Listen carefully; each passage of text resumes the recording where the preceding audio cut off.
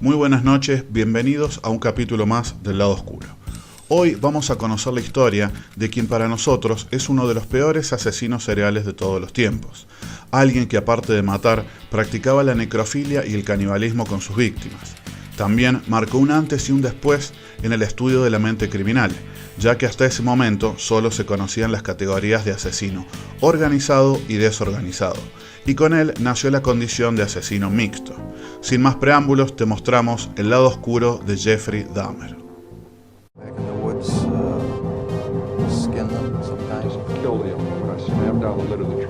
Lost control of it. I'll plead not guilty right now. And we are all under some form of brain. Are we not?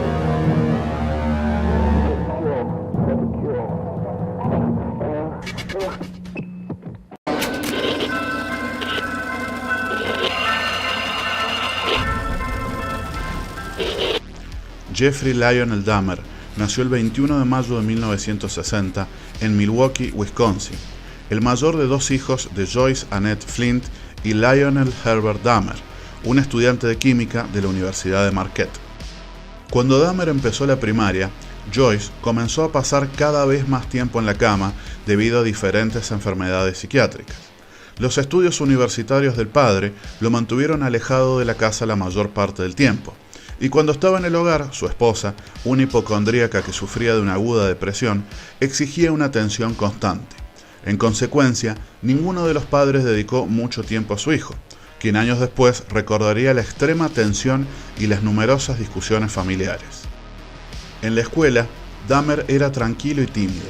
Una maestra recordó que detectó signos tempranos de abandono en Jeff debido a las enfermedades de su madre, cuyos síntomas aumentaron cuando quedó embarazada de su segundo hijo. Desde temprana edad, Jeff manifestó interés por los animales muertos. Al principio, recolectaba grandes insectos, como libélulas y mariposas, y posteriormente comenzó a recoger cadáveres de animales, desmembrándolos en su casa o en un bosque cercano. Comentaba que sentía curiosidad por saber cómo los animales encajaban sus partes. En octubre de 1966, la familia se mudó a Doylestown, Ohio. Cuando Joyce dio a luz en diciembre, a Jeffrey se le permitió elegir el nombre de su nuevo hermano, y él lo llamó David. El mismo año, su padre se recibió y comenzó a trabajar como químico analítico en la cercana ciudad de Akron. En 1968, la familia se muda a Bath Township, en Ohio. Años más tarde, durante la cena, Dahmer le preguntó a su padre qué pasaría si los huesos del pollo se pusieran en cloro. Lionel, complacido por la curiosidad de Jeff, le enseñó cómo blanquear y preservar los huesos de manera segura. Dahmer incorporó estas técnicas de conservación en su recolección de animales muertos. Desde su primer año de secundaria, en el Revere High School, Jeff ya había comenzado a beber alcohol con frecuencia. Aunque no muy comunicativo, era visto como educado y muy inteligente, pero sus calificaciones no sobrepasaban el promedio. Con la llegada de la pubertad, Jeff descubrió que era homosexual, teniendo una breve relación con otro adolescente, aunque nunca llegaron a tener sexo. Para principios de 1978, y con sus padres recién divorciados, Dahmer se graduó en la secundaria y se mudó a Chippewa Falls, en Wisconsin.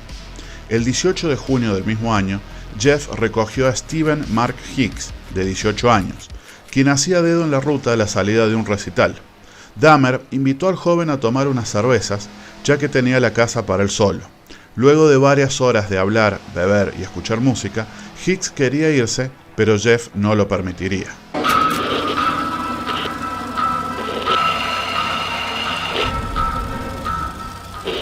Dahmer golpeó al joven por detrás con una pesa de 5 kilos, y cuando este cayó inconsciente, Jeff lo estranguló hasta matarlo con la barra de la mancuerna.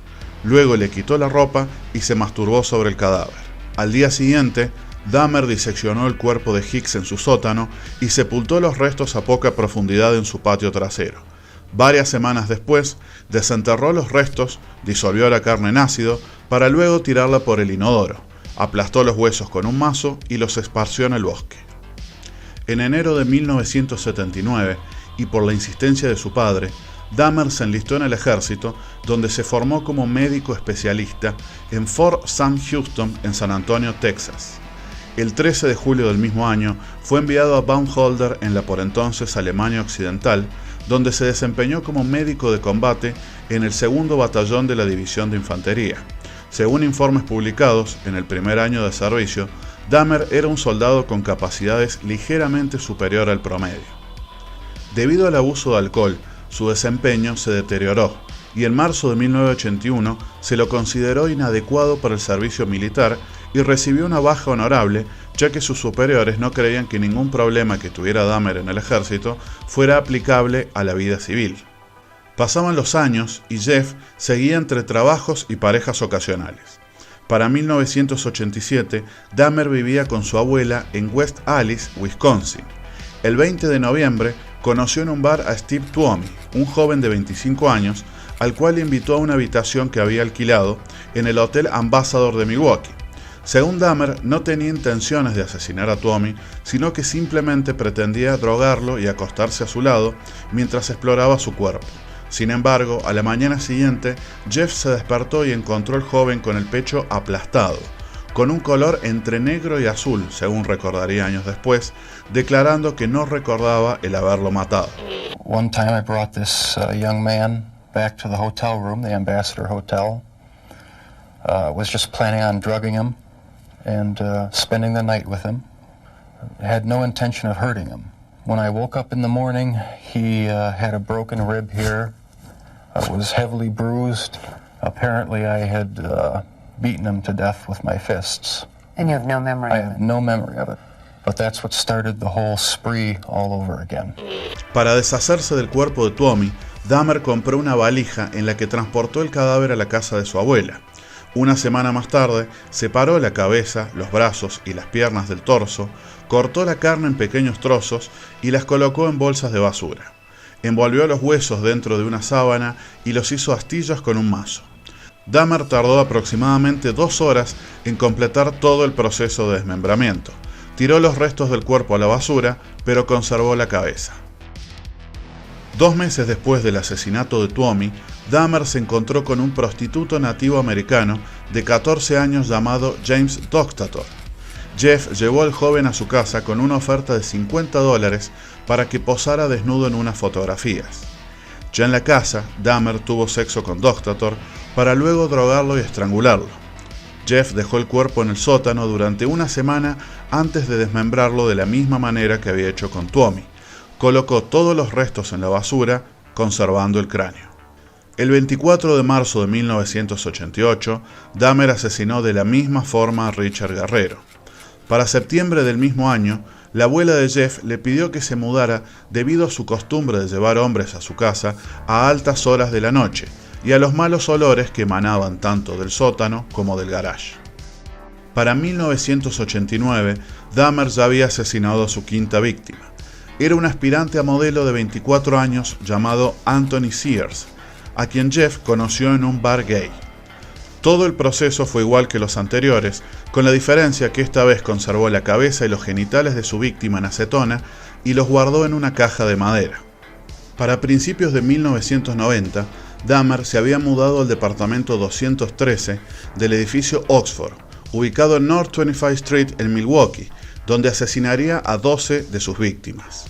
Una semana después de mudarse, Jeff asesinaría a Raymond Smith, un trabajador sexual de 32 años a quien Dahmer atrajo al departamento con la promesa de $50 por sexo. Jeff le dio a Smith una bebida mezclada con 7 pastillas para dormir para luego estrangularlo con sus manos. Al día siguiente, Dahmer compró una cámara Polaroid con la que tomó varias fotografías del cuerpo de Smith en distintas posiciones antes de desmembrarlo en el baño. Hirvió las piernas, los brazos y la pelvis en distintos productos químicos y disolvió el resto del cuerpo de Smith, excluyendo el cráneo, el cual pintó con aerosol y guardó junto a la cabeza de Sears.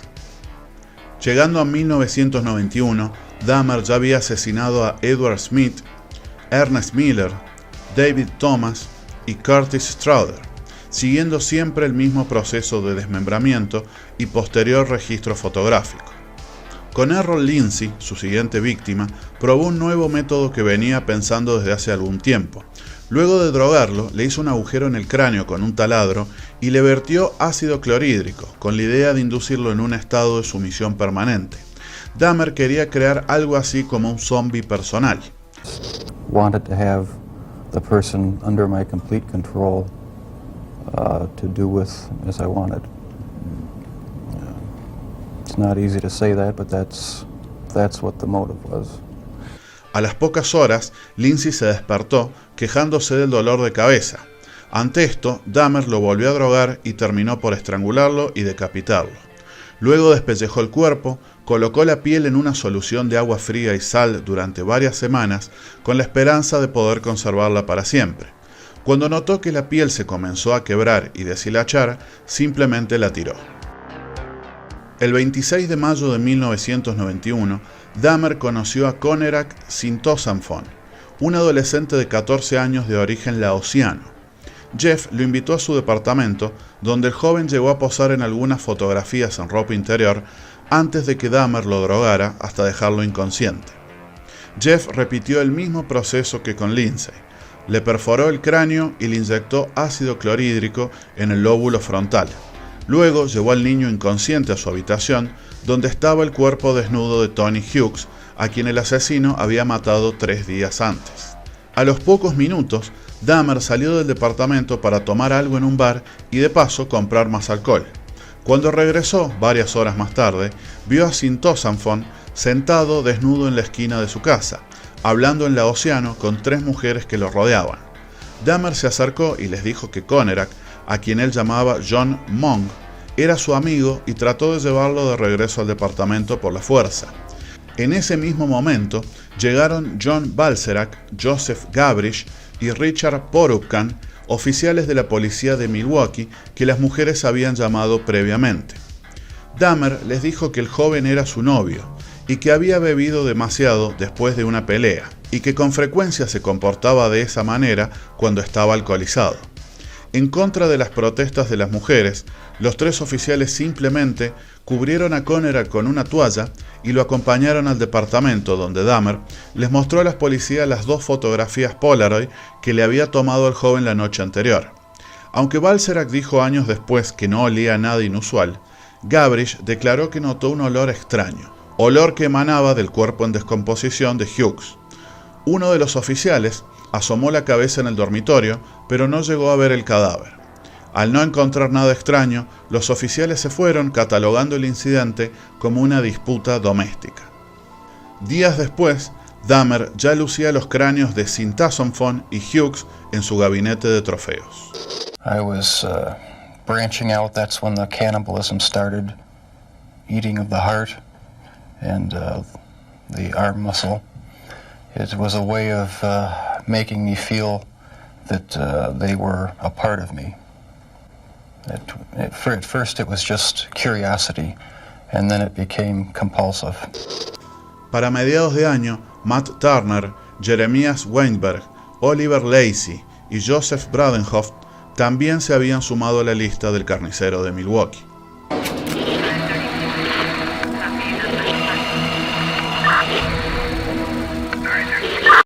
El 22 de julio de 1991, Dahmer llevó a Tracy Edwards, de 32 años, a su departamento con la proposición de siempre sobre la sesión fotográfica. Ni bien entraron, Dahmer intentó colocarle un juego de esposas en las muñecas y acto seguido comenzó a blandir un cuchillo en el aire. Edwards, quien tenía solo una muñeca apresada, golpeó a Dahmer y logró huir.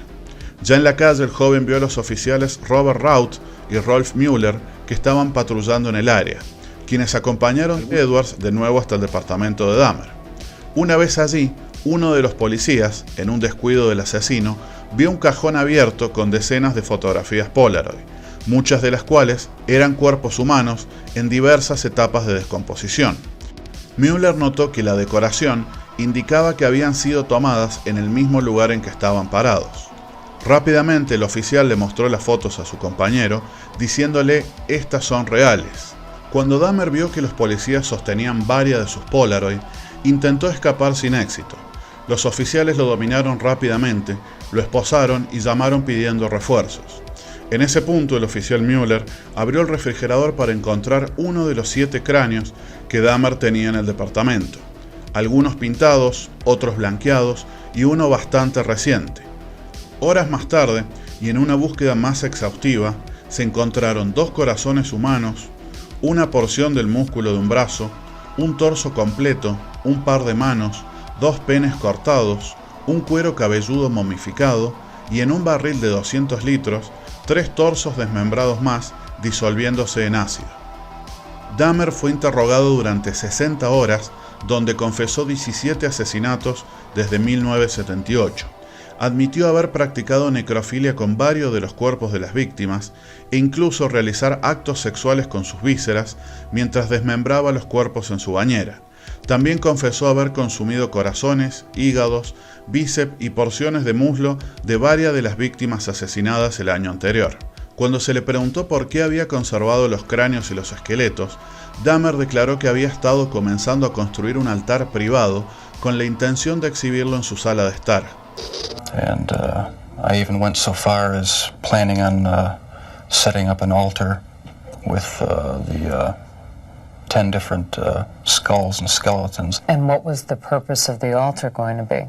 As a sort of memorial, a point where I could, I don't know, it's so bizarre and strange, it's hard to describe. A place where I could collect my thoughts and feed my obsession. El juicio comenzó el 30 de enero de 1992 y Dahmer fue acusado de 15 cargos de asesinato en primer grado ante el juez Lawrence Graham. El caníbal de Milwaukee se declaró culpable de todos los cargos, alegando demencia. La fiscalía rechazó el argumento y el 17 de febrero fue condenado a 5 cadenas perpetuas más 80 años de prisión. La pena de muerte no era una opción, ya que en Wisconsin habían abolido la pena capital en 1853. How did Jeffrey Dahmer get away with murder after murder for 13 years? How did a boy born into a hard-working, middle-class family turn into the worst kind of monster imaginable? En la mañana del 28 de noviembre de 1994, y ya en el Instituto Correccional de Columbia, Dahmer salió de su celda para realizar tareas de limpieza en los baños. Lo acompañaban Jesse Anderson y Christopher Scarver, 2 asesinos que habían sido condenados años antes. Aproximadamente a las 8:10, Dahmer fue descubierto en el piso sangrando. Había sido golpeado severamente en la cabeza y en la cara con una barra de metal. Fue declarado muerto 1 hora después en un hospital cercano. Anderson también había sido golpeado con el mismo instrumento y murió 2 días después a causa de sus heridas. Cuando Scarver regresó a su celda, le dijo a los guardias: «Dios me dijo que lo hiciera. Jesse Anderson y Jeffrey Dahmer están muertos». En septiembre de 1995, el cuerpo de Dahmer fue incinerado y sus cenizas divididas entre sus padres. I had no control as a child or young adult, and that got mixed in with my sexuality, and I ended up doing what I did was my way of feeling in complete control, at least for that situation. Creating my own little world where I had the final say, where I could completely control a person that I found physically attractive, and keep them with me as long as possible, even if it meant just keeping a part of them. Y así pasó la historia de Jeffrey Dahmer. Recordá dejar un like, suscribirte y activar la campanita. Y si realmente querés apoyar el canal, compartí este contenido con tus conocidos. Esto ha sido todo por hoy, nos vemos la próxima semana y recordá que todos tenemos un lado oscuro. Buenas noches.